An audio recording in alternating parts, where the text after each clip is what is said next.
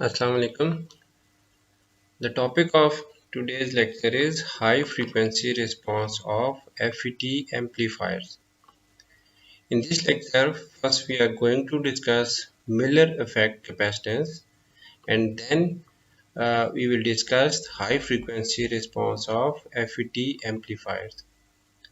My name is Dr. Amir Shahzad, and we have made this lecture from the textbook of Electronic Devices and Circuit Theory by Robert L. Boylston, published by Pearson's.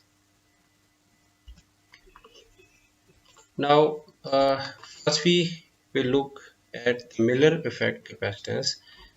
In the high frequency region, the capacitive elements which affect the response of system are inter-electrode capacitances that are between terminal capacitances internal to the active device. These capacitances are the capacitance created at high frequencies in between the terminal of the active device, that is transistor, and the other factor is wiring capacitance between leads of network. The large capacitors of the network that control the low frequency response are all replaced by their short circuit equivalent due to their low reactance level for high frequencies.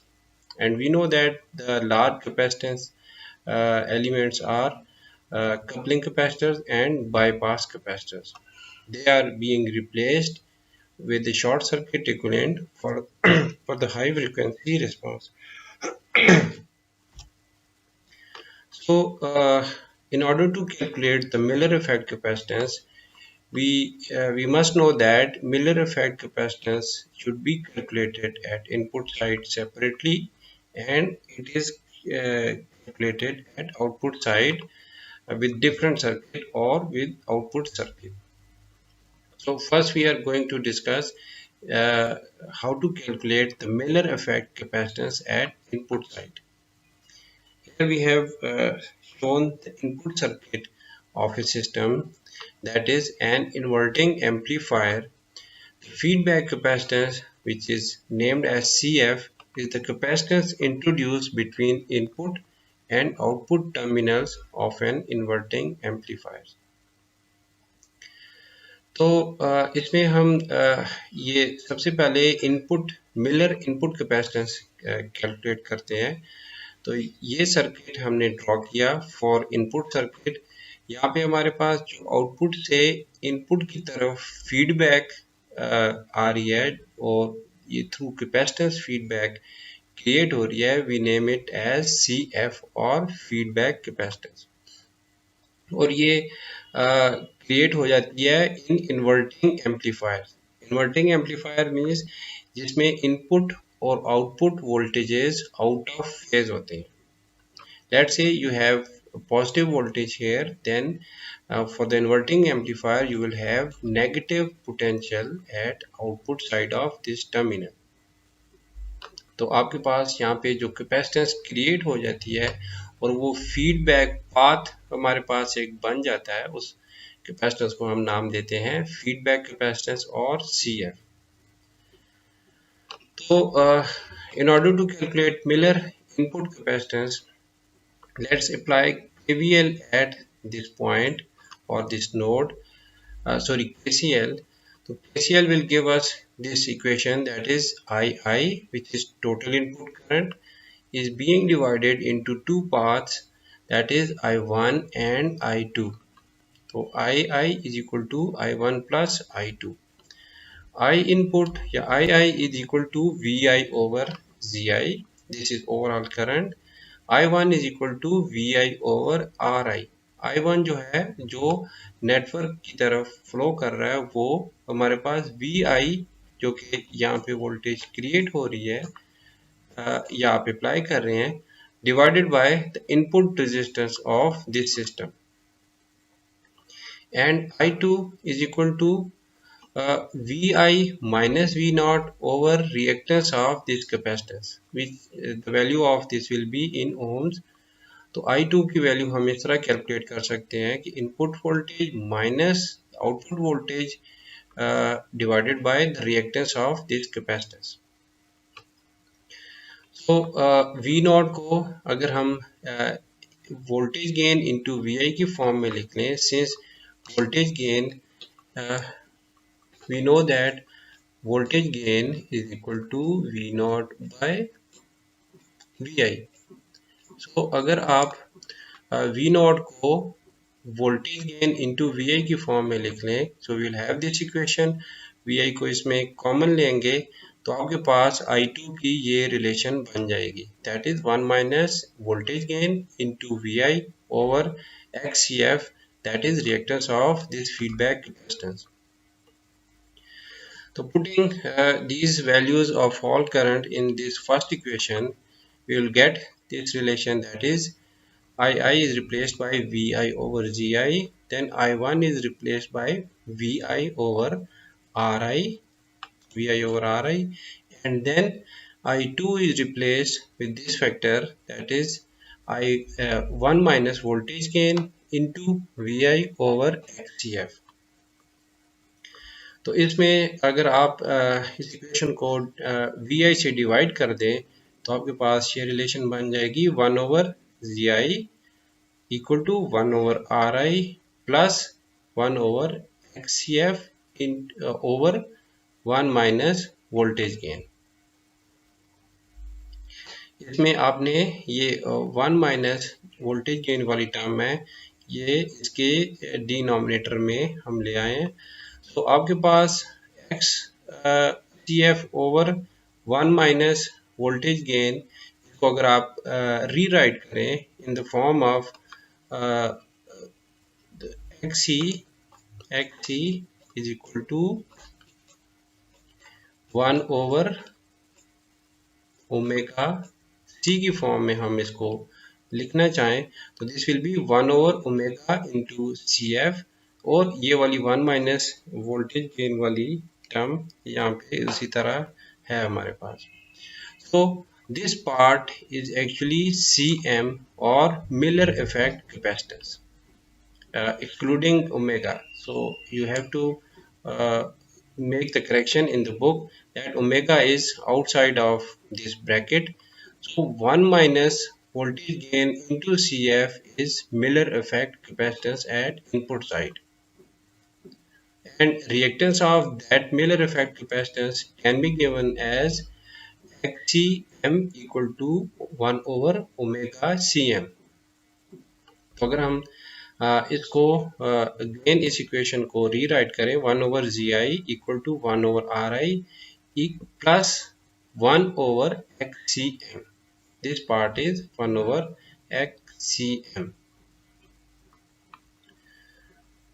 सो यहाँ से हमने Miller effect capacitance define कर ली, which is equal to Miller effect capacitance at input side, that is equal to 1 minus voltage gain into CF, and we can see that Miller effect capacitance is affecting the input impedance of the system, and if it is affecting the input impedance, it will affect the gain of the system. For any inverting amplifier, the input capacitance will increase by a Miller effect capacitance sensitive to the gain of amplifier and inter-electrode, that is we call them parasitic capacitance, between input and output terminal of the active device.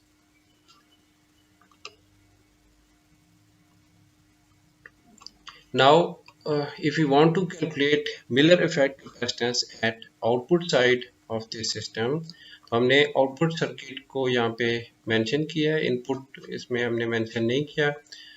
तो output side पे हमारे पास या अगर आप KVL apply करें at this node, so it will give you relation that is I naught is equal to I1 plus I2. I1 is flowing into the system and I2 is flowing through this CF capacitance. So I1 is equal to V naught over R naught. We have voltage here equal to V naught, and dividing it by R naught will give you I1, and I2 is equal to V naught minus Vi over reactance of this feedback capacitance. Since the resistance R naught is sufficiently large to permit ignoring the first term of equation, that is, R naught is too large that I1 is approximately equal to 0, then we can write this equation. I naught is approximately equal to I2, which is V naught minus Vi over XCF, where we can substitute Vi equal to V naught by voltage gain AV from this voltage gain equation. Then we can rewrite this equation as I naught is equal to V naught minus V naught over voltage gain divided by XCF, and rearranging it, combining the term V naught will give us this relation, that is V naught into 1 minus 1 over voltage gain over XCF.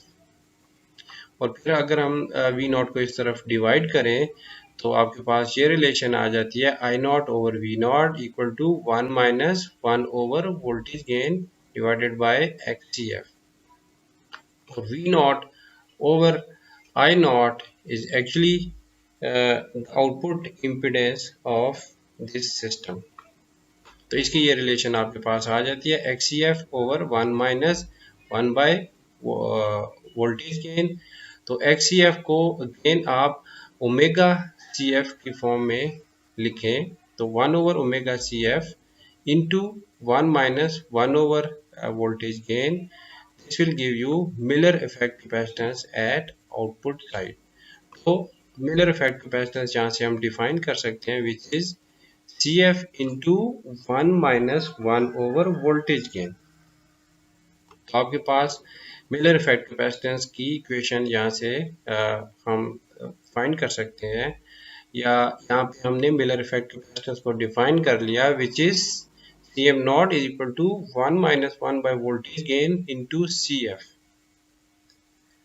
If voltage gain is too large than 1, that is voltage gain is far greater than 1, तो output side पे जो Miller effect capacitance होगी, that will be approximately equal to the capacitance of this feedback path. But for the case of voltage gain far greater than 1. तो अब हमने Miller effect capacitance at input side और Miller effect capacitance at output side, ये इसकी relation हमने derive कर लिया है. Now through this topic and through an example we will see how this Miller effect capacitance will be used to calculate the frequency response of FET amplifier at high frequencies. Now we are going to discuss high frequency response of FET amplifiers. In high frequency range, the inter-electrode capacitances and wiring capacitances will determine the high frequency characteristics of amplifier. तो इसमें inter electrode capacitance हमने यहाँ पे define किए हैं, means drain और gate के दरमियान या ये इंटर इलेक्ट्रोड कैपेसिटेंस क्या होगी, CGD, means capacitance from gate to drain, और गेट और सोर्स के दरमियान जो कैपेसिटेंस है वो CGS से डिफाइन की है. और इसी तरह ड्रेन और सोर्स टर्मिनल या इलेक्ट्रोड के दरमियान जो कैपेसिटेंस क्रिएट होती है एट हाई फ्रीक्वेंसी, तो उसको हमने यहाँ पे मॉडल कर लिया या डिफाइन कर लिया with the name of CDS, mean drain to source capacitance. तो ये होगी inter electrode capacitances. What are wiring capacitances? Wiring capacitance आपके पास जो नेटवर्क में वायरिंग है उनके दरमियान जो कैपेसिटेंस क्रिएट हो जाती है, we model them at input side separately and at output side separately. Input side पे जो वायरिंग कैपेसिटेंस को हम मॉडल करते हैं वो CWI, that is wiring capacitance at input side, और आउटपुट साइड पे हम इसको मॉडल करते हैं CW0 या wiring capacitance at output side. तो अब आपके पास ये सर्किट है जिसमें हमने कैपेसिटिव एलिमेंट्स जो हाई फ्रीक्वेंसीज पे प्रेजेंट होते हैं उनको भी यहाँ पे शो किया है in order to do analysis at high frequency for this FET amplifier. Now, since we know that at high frequencies, these coupling capacitors will be short circuit. Similarly, this bypass capacitor will also be short circuit. तो अगर हम इसका equivalent circuit draw करें तो आपके पास input side पे ये जब आपने इस CG को शॉर्ट सर्किट कंसिडर किया तो आपके पास ये सर्किट बन गया और CI is generic capacitance which include the effect of Miller effect capacitance, wiring capacitance and inter-electrode capacitance overall at input side. तो जो combination of all capacitances हैं उनको हमने मॉडल कर लिया एक कैपेसिटेंस से जिसको हम नाम दिया CI का और इनपुट साइड पे ये इक्विवेलेंट सर्किट आपके पास है। एट आउटपुट साइड आपने जिस सी नॉट से मॉडल कर लिया Miller effect capacitance at output side, wiring capacitance at output side and inter electrode capacitance at output side. इन जितनी भी ये कैपेसिटेंसेस हैं उनका कॉम्बिनेशन है ये सी नॉट। तो इससे सी नॉट से हमने इस सर्किट में इसको मॉडल कर लिया। तो now we know that at high frequencies CI will approach to a short circuit equivalent and VGS will drop in value and reduce the overall gain. अब हमने देखना है कि ये CI किस तरह गेन पे इफेक्ट करती है, gain of the system. Imagine कि यहाँ पे हमने जो इनपुट सिग्नल अप्लाई किया उसकी फ्रीक्वेंसी इतनी ज़्यादा है कि ये जो कैपेसिटर है ये शॉर्ट सर्किट इक्विवेलेंट या ये it approaches toward it short circuit equivalent. तो आपके पास गेट टू सोर्स जो पोटेंशियल है वो रिड्यूस होगी। मीन्स जितनी यहाँ पे रेजिस्टेंस या इसकी रिएक्टेंस कम होगी due to increase in capacitance value तो आपके पास गेट टू सोर्स वोल्टेज कम होगी। No matter how what magnitude you apply at input, that will not appear at gate to source. तो अगर VGS की वैल्यू कम होगी that will reduce the gain. So और similarly आउटपुट साइड पे भी अगर ये ड्यू टू हाई फ्रीक्वेंसीज ये कैपेसिटर अगर शॉर्ट सर्किट इक्विवेलेंट की तरफ हम इसको लेके जा रहे हैं, it means V naught will reduce because reactance is being reduced against high frequencies, so V naught will reduce, that will reduce the overall gain also. तो ओवरऑल आपके पास हाई फ्रीक्वेंसीज पे ये डिफरेंट कैपेसिटेंसेस हैं, ये combination of capacitance at input side, combination of capacitances at output side gain को effect कर रही है, मीन्स गेन रिड्यूस हो रहा है against high frequencies. So input side पे हमने अलग से उसका इक्विवेलेंट सर्किट ड्रॉ कर लिया और आउटपुट साइड पे अलग से इक्विवेलेंट सर्किट हम ड्रॉ कर ले। Let's say if you want to get an RC circuit of at input side, you have to find the Thevenin equivalent resistance at input side. तो जब हम इसका थेवेनिन इक्विवेलेंट रेजिस्टेंस यहाँ पे find करेंगे these two resistors will be in parallel. If you make this source 0, so R signal will be parallel to RG.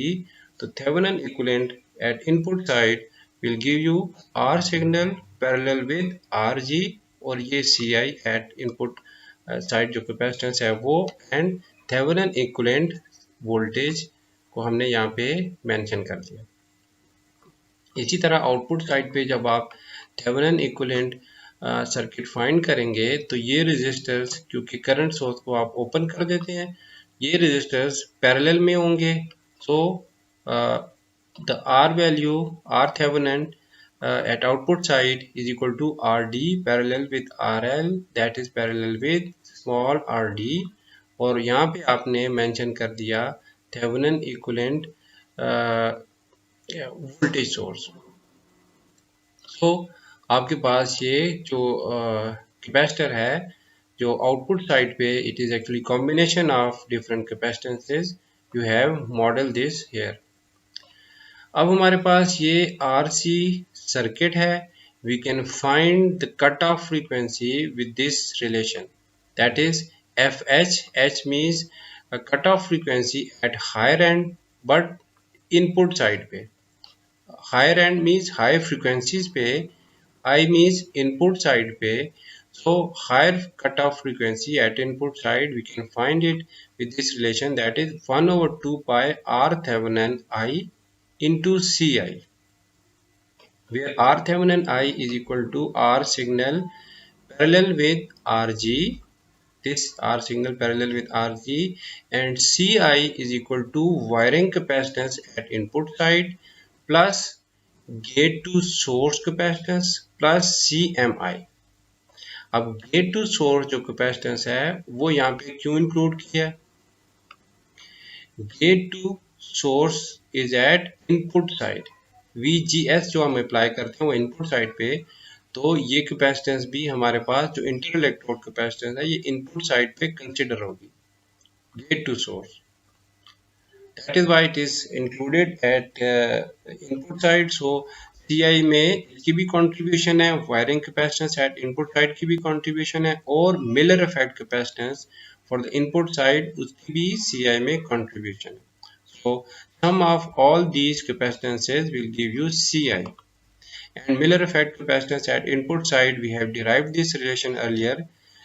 It is CMI is equal to 1 minus voltage gain into CGD।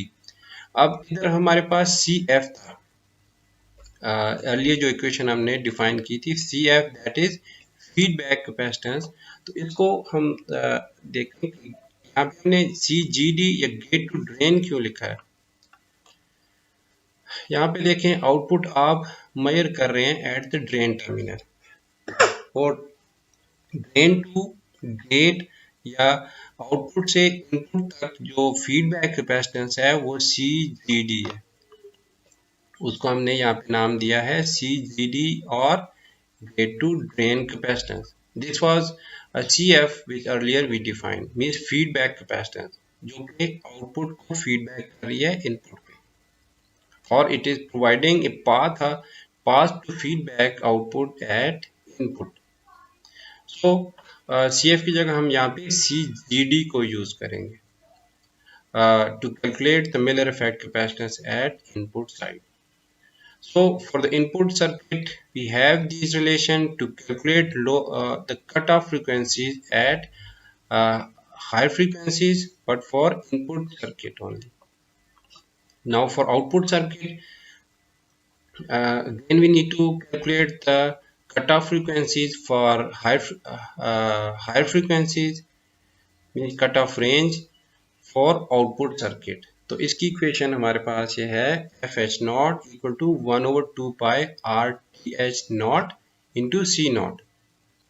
RTH naught means Thevenin equivalent resistance, इसमें है RD parallel with RL parallel with small RD, और C naught है, C naught is equal to wiring capacitance at output side plus CDS।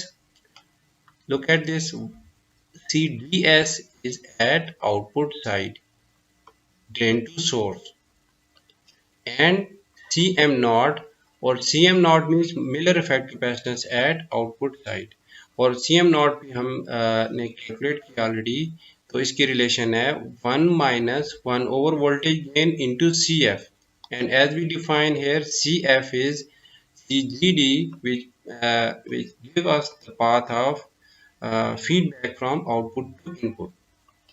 तो CM not हम इस relation से find करेंगे, C not इस रिलेशन से फाइंड करेंगे, और कट ऑफ फ्रीक्वेंसीज हम दोनों इनपुट और आउटपुट सर्किट के लिए सेपरेटली फाइंड कर लेते हैं।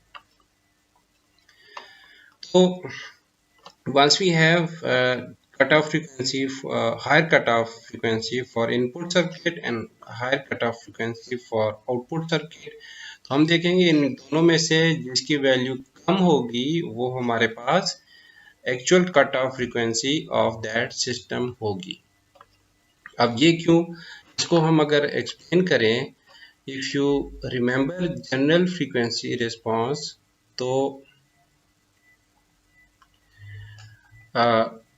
we have defined this cutoff frequency FL,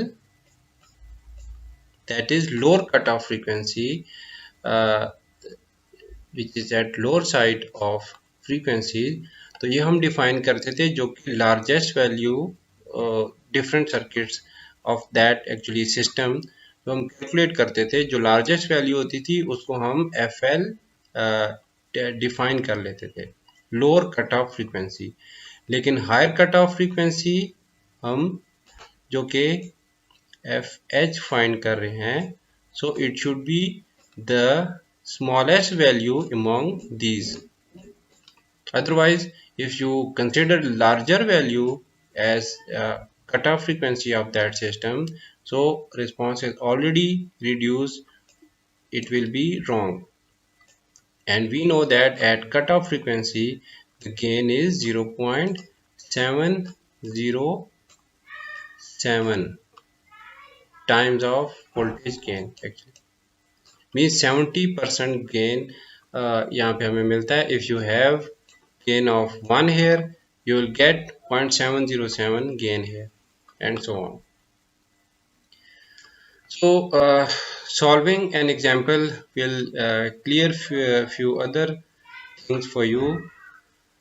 आपके पास एक सर्किट गिवन है इन फिगर 9.55, तो इसमें आपको ये CGD, CGS, CDS जो कि इंटर इलेक्ट्रोड कैपेसिटेंसेस हैं वो भी मेंशन्ड है, वायरिंग कैपेसिटेंस भी गिवन है इनपुट और आउटपुट साइड पे, और कपलिंग कैपेसिटर्स, बाईपास कैपेसिटर भी यहाँ पे मेंशन किए गए हैं।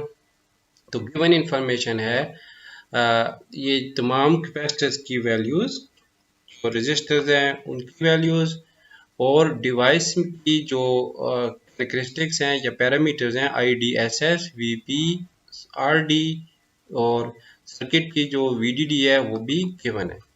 एंड ये जो इंटर इलेक्ट्रोड कैपेसिटेंसेस हैं वो भी गिवन है यहाँ पे, given are also wiring capacitances. What we have to determine, we need to determine the high cutoff frequencies for the network of this figure 9.55 using the parameters of example 9.13। तो हमने higher cut off frequencies इस circuit के लिए find करनी है। तो सबसे पहले आपको ये पता होना चाहिए कि कट ऑफ फ्रीक्वेंसीज की रिलेशन क्या है। For input side FHI, this is equal to 1/2 pi RTHI into CI, और RTH means Thevenin equivalent resistance at input side. We know that is equal to R signal parallel with RG. If you redraw this circuit in AC form, or you redraw this the AC equivalent network of this figure 9.55, you will see R Thevenin is equal to R signal parallel to RG. So we found the value of Thevenin resistance at input side, that is equal to 9.9 kilo ohm. अब हमारे पास हमने देखना है कि CI की value क्या है। CI is equal to wiring capacitance at input side, वो भी गिवन है 5 picofarad. CGS mean input side पे जो हमारे पास इंटर इलेक्ट्रोड कैपेसिटेंस है वो गेट टू सोर्स कैपेसिटेंस होती है, वो भी गिवन है 4 picofarad, and Miller effect capacitance at input side we find it with this equation, that is 1 minus voltage gain into CGD। CF की जगह गेट टू ड्रेन कैपेसिटेंस हम use कर रहे हैं। तो गेट टू ड्रेन कैपेसिटेंस है हमारे पास 2 picofarad and 1 minus voltage gain. और एग्जाम्पल 9.13 में ये वोल्टेज गेन फाइंड हमने किया था, that is voltage gain is equal to -3. So this will become 1 + 3 × 2 picofarad. तो ओवरऑल जो आपके पास इनपुट साइड पे कैपेसिटेंस की वैल्यू आई है for high frequencies, that is equal to 17 picofarad. So C I is equal to 17 picofarad. तो cut off frequency which is higher cut off frequency at input side, वो हम इस equation से calculate कर सकते हैं by putting all these values, that will be 945.67 kilohertz. And for higher cutoff frequency at output circuit, we know the equation of that is fh naught equal to 1 over 2 pi rth into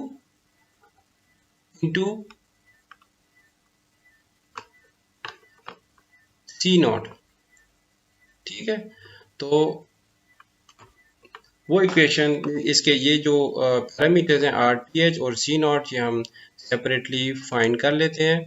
that is R T H is equal to R D parallel with R L. यहाँ पे are small R D जो कि output resistance होती है for device या channel की जो resistance है वो इनफाइनाइट गिवन है. R naught is given as infinite, so we ignore the fact of R D here. तो ओवरऑल आर थेवेनिन जो आउटपुट साइड पे आ गई हमारे पास 1.5 kilo ohm by calculating the parallel combination of these two resistors. And what about C naught?